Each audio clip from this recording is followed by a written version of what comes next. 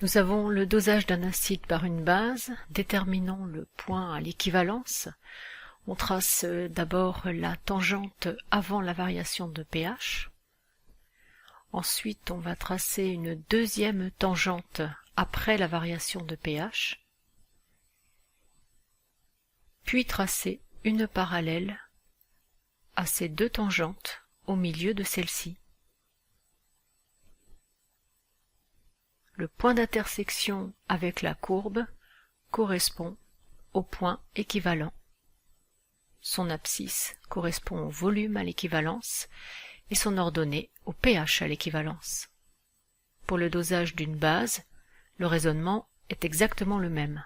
On trace une tangente avant la variation de pH, puis une tangente après la variation de pH, puis une troisième droite parallèle aux deux tangentes, milieu de celle-ci. Le point d'intersection nous donne le point E à l'équivalence.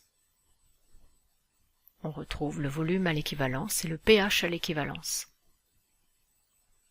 Pour un dosage par conductimétrie, on trace la première droite passant par les points expérimentaux avant l'équivalence, puis une deuxième droite après l'équivalence, et le point d'intersection de ces deux droites correspond au point équivalent.